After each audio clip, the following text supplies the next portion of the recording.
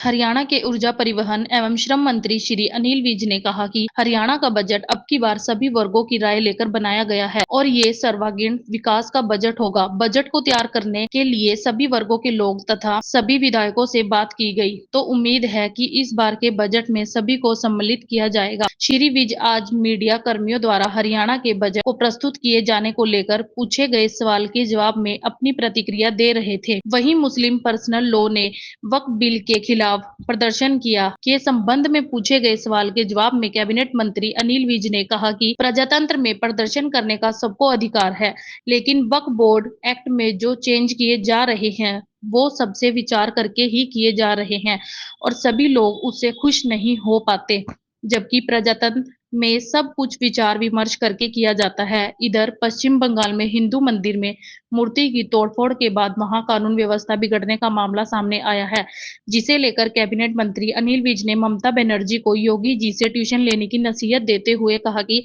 पश्चिम बंगाल में law and order पूरी तरह खराब होते जा रहे हैं और उसमें गुंडागर्दी जैसे एलिमेंट्स को लगातार बढ़ावा दिया जा रहा है। उन्होंने ममता बनर्जी को नसीहत देते हुए कहा कि इन एलिमेंट्स के साथ सख्ती से निपटना चाहिए। अगर ये नहीं हो पाता तो वे योगी जी से कुछ दिन ट्यूशन ले। इसी प्रकार हुड्डा का कहना है कि उन्होंने पदक लाओ पद पाओ स्कीम चलाई थी, जो भाजपा ने बंद करके खिलाड़ियों को हक से वंचित किया है, जिस पर जवाब देते हुए कैबिनेट मंत्री अनिल विज ने कहा कि खिलाड़ियों के लिए भाजपा ने सबसे ज्यादा किया है और सारे हिंदुस्तान में भाजपा की खेल नीति को सराहा जाता है, जो कि देश में सबसे बड़ा इनाम है। उन्होंने हुड्डा पर तंज कसते हुए कहा कि हुड्डा साहब पता नहीं कौन सी दुनिया में रहते हैं। प्रजातंत्र है, प्रदर्शन करने का सबको अधिकार है, लेकिन वक्फ बोर्ड एक्ट में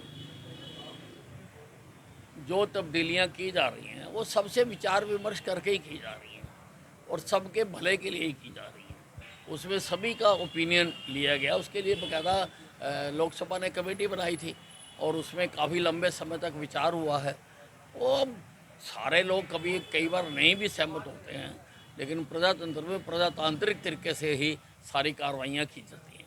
पश्चिम बंगाल तो दिन प्रतिदिन लॉ एंड ऑर्डर स्थिति उसमें बहुत ख़राब होती जा रही है और उसमें ये जो गुंडागर्दी है, ये जो इस प्रकार के एलिमेंट्स हैं उनको लगातार बढ़ावा दिया जा रहा है और कुछ ऐसे एलिमेंट्स हैं जो लगातार जो हमारे आराध्य हैं उन पर हमला करके प्रदेश और देश का माहौल ख़राब करना चाहते हैं।